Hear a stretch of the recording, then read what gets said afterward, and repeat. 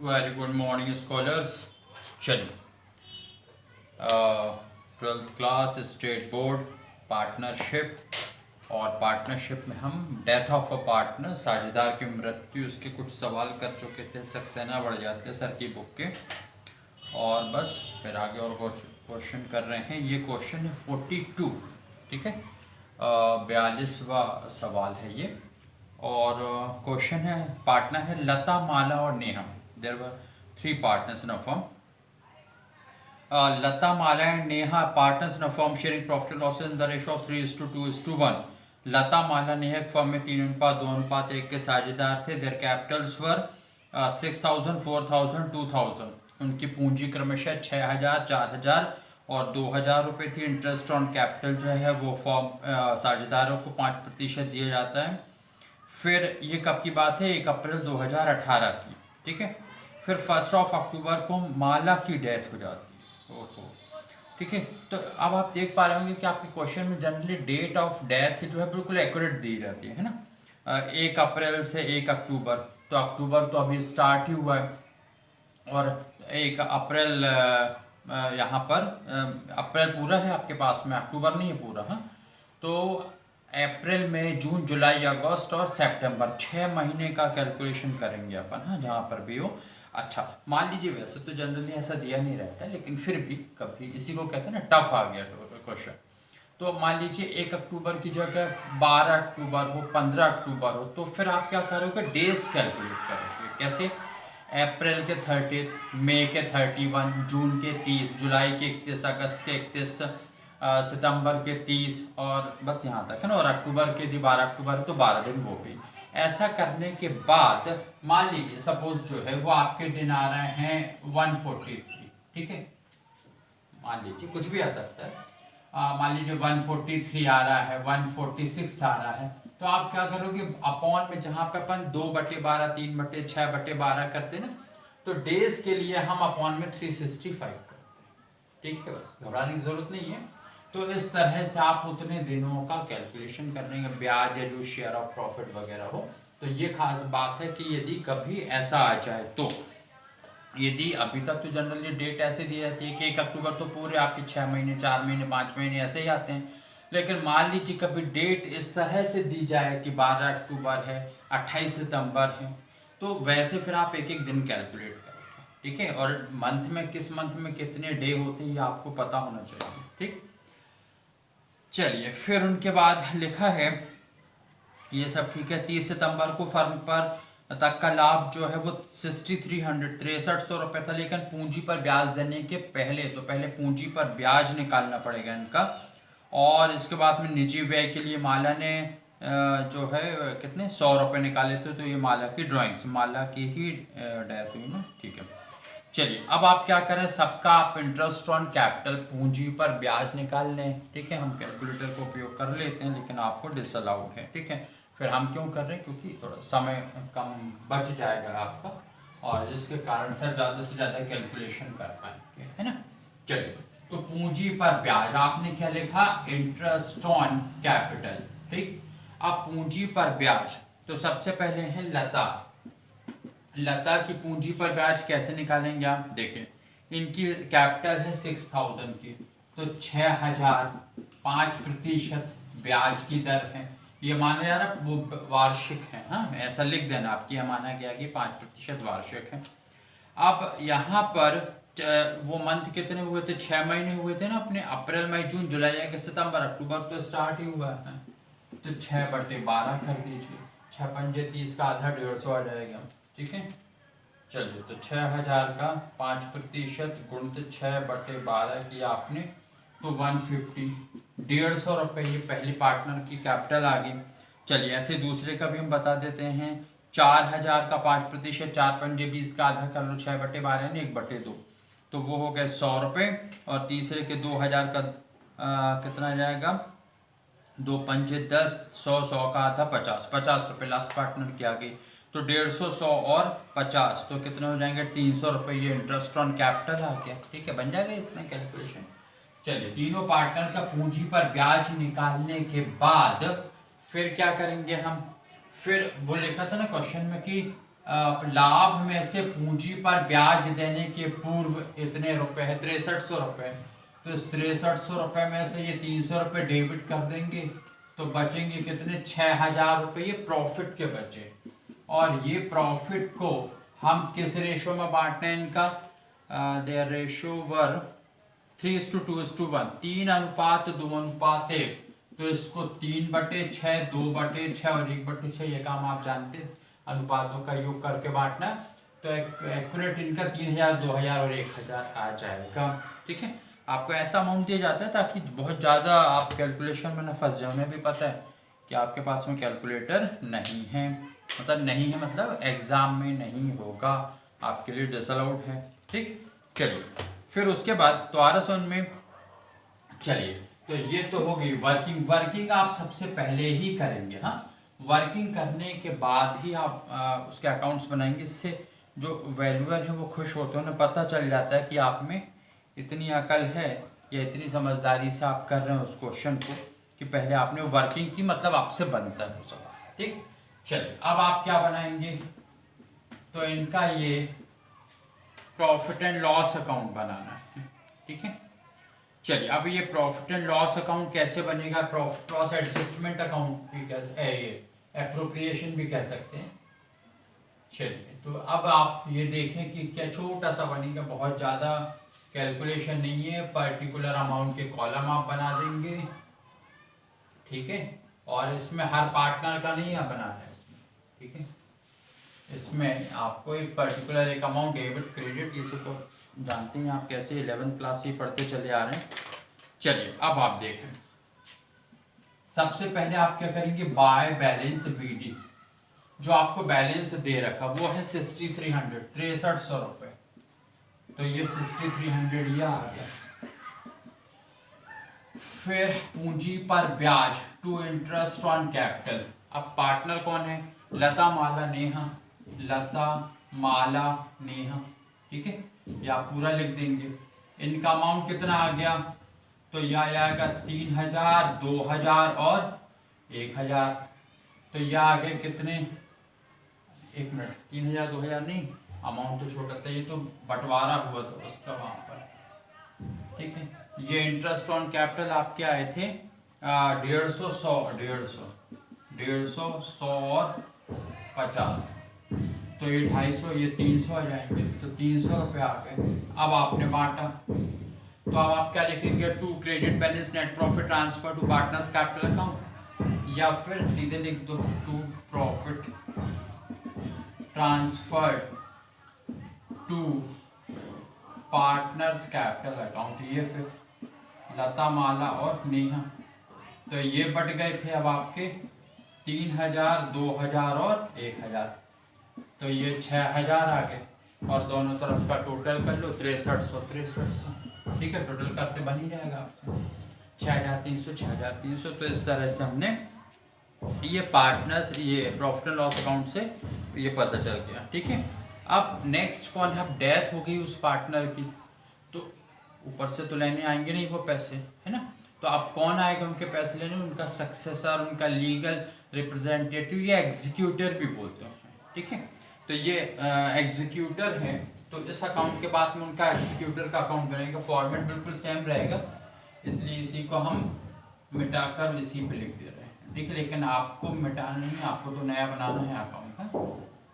चलिए, तो यहाँ पर एग्जीक्यूटर पार्टनर्स का या माला जो जिनकी डेथ हुई है उनके एग्जीक्यूटर का अकाउंट बन जाएगा। तो अब आप नेक्स्ट आप ऊपर क्या लिखें, प्रॉफिट एंड लॉस अकाउंट की जगह क्या लिखेंगे, तो लिखिए मालास एग्जीक्यूटर, EXECUTORS एग्जीक्यूटर अकाउंट। ठीक है, अब एग्जीक्यूटर के अकाउंट में यहाँ पर इनकी अपनी पूंजी कितनी थी माला की, तो वो थी 4000। तो क्या लिख देंगे, बाय बैलेंस बीडी, शेष आगे लाए। ठीक है, कितने रुपए, तो यह आ जाएंगे 4000 रुपये, ये बैलेंस आ गया। फिर उसके बाद में नेक्स्ट था क्या, इंटरेस्ट ऑन कैपिटल, पूंजी पर ब्याज इनका 100 रुपये कुछ आए थे, है ना। ठीक है, तो ये 100 रुपीज आ गया। फिर by profit and loss account में प्रॉफिट था, लॉस होता तो यहाँ पे आता है, ये पता है आपको। तो ये 2000 रुपए थे। और कुछ, ठीक है। आहरण भी किया था इनने, तो टू ड्राइंग्स अकाउंट या आहरण लेखा, ठीक। कितने रुपए निकाले? 100 रुपए, ठीक है। चलिए अब उसके बाद में 4 2 6 और 6100 में से ये, तो to amount due to executors account, और कितना? ये 6000 रुपया आ गया। और दोनों तरफ का हमने टोटल कर दिया, तो कितना आ गया? 6100 और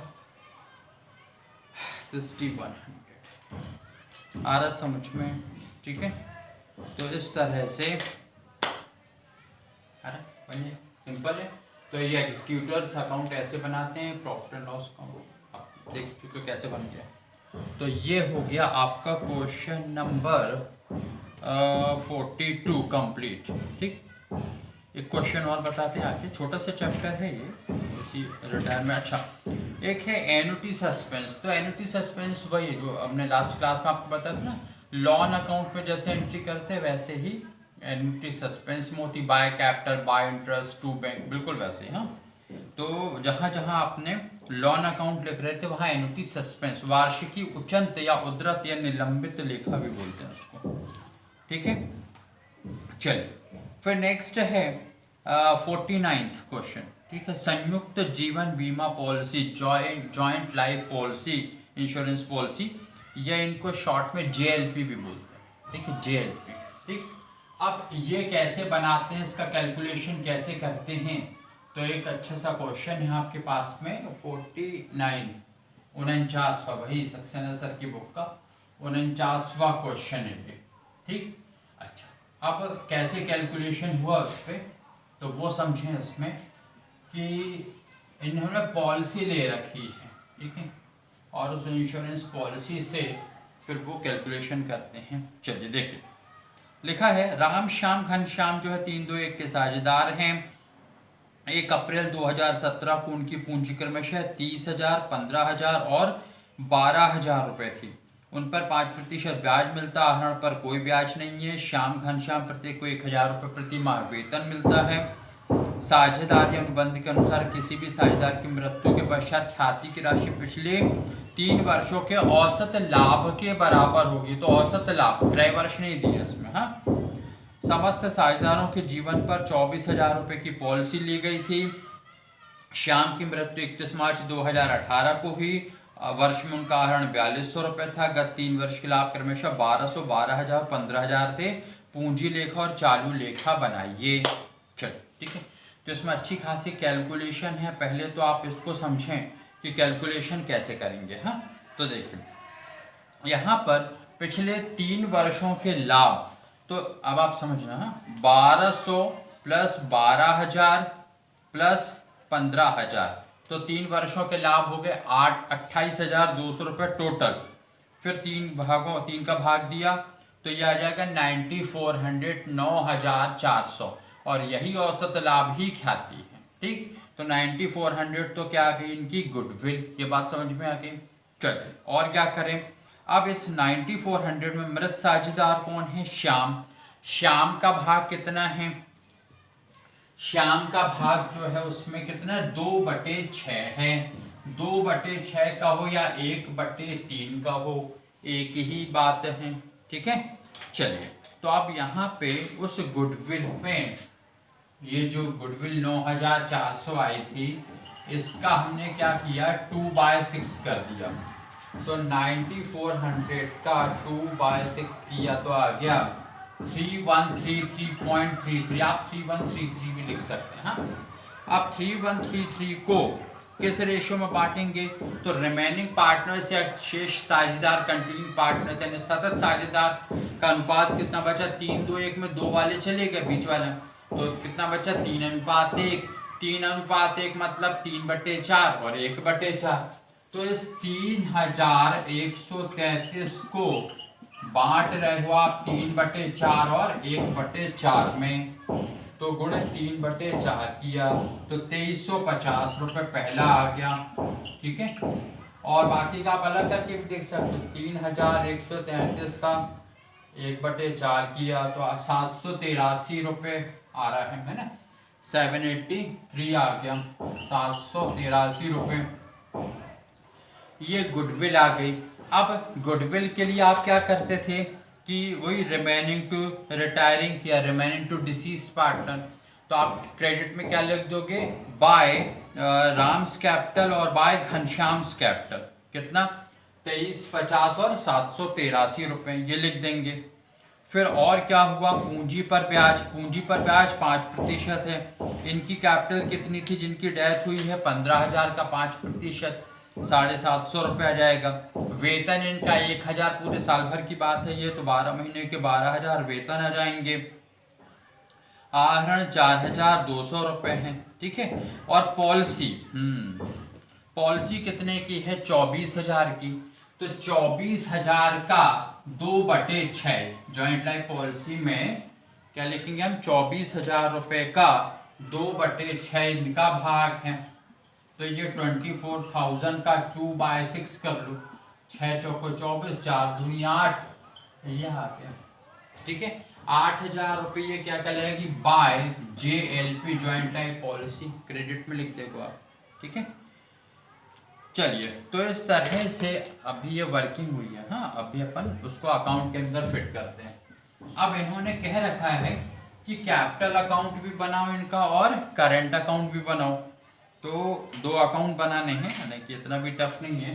ठीक है, तो डेथ किसकी हुई है, श्याम पार्टनर है जो उनकी डेथ हुई।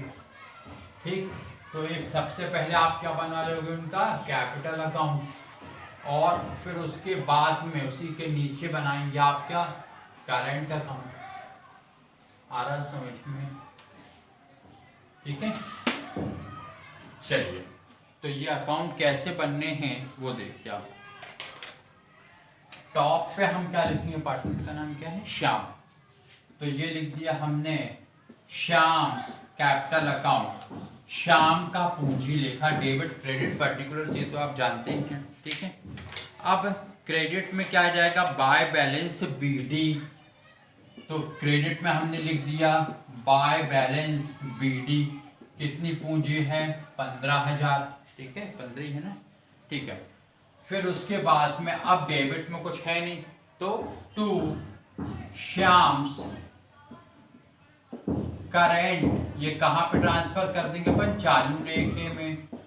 ये काम आपने फर्स्ट चैप्टर में भी किया था। ठीक है, और दोनों तरफ का टोटल कर दो 15,000, बस इतना सा काम। लेकिन अभी भी क्वेश्चन पूरा नहीं हुआ। हाँ, तो ये बात समझ में आ गई कि by balance BD to Shyam's current account 15,000 इसी को ट्रांसफर कर दिया। अब इसके बाद आप बनाएंगे श्याम का करेंट अकाउंट। क्या बनाएंगे, श्याम का current account. Generally current account का बैलेंस नहीं देते थे, दिया रहता तो क्रेडिट होता तो क्रेडिट कर देते, डेबिट होता तो डेबिट कर देते, उसको डेबिट या क्रेडिट बैलेंस। तो यहाँ पर आप नेक्स्ट लिखेंगे श्याम का करेंट अकाउंट। ठीक, अब करेंट अकाउंट में करंट अकाउंट का कोई बैलेंस नहीं है, तो सबसे पहले लिख देंगे हम बाय श्याम्स कैपिटल अकाउंट। ये कितनी आ जाएगी, 15,000। क्लियर, फिर और क्या लिख दें, और हम लिख देंगे बाय इंटरेस्ट ऑन कैपिटल। पूंजी पर ब्याज आए थे 750 रुपये, ये सब हमने वर्किंग कर रखी है। ठीक है, फिर क्या लिखना, by salaries account. By salary भी लिख सकते हो, कितनी मिल रही थी इनको, 1,000 के भाव से 12 महीने के 12,000 रुपये मिल गए। और क्या, फिर उसके बाद में बाय जॉइंट लाइफ पॉलिसी, आप पूरा लिख सकते हैं, संयुक्त जीवन बीमा पॉलिसी है ना, ऐसा जॉइंट लाइफ पॉलिसी। तो वो कितनी थी, 8,000 आई थी, तो ये 8,000 आए थे। अब रिमेनिंग पार्टनर में गुडविल भी बटी थी, तो बाय 2 पार्टनर कौन बचे थे, राम और घनश्याम, ठीक है। तो बाय क्या लिख देंगे, Ram's capital by Ghanshyam's capital account, है ना। Ram's capital account, Ghanshyam capital account, वो बचे थे 2350 और 783 में बटी थी उसकी गुडविल। गुडविल में भागी वर्किंग अपन कर चुके हैं ना।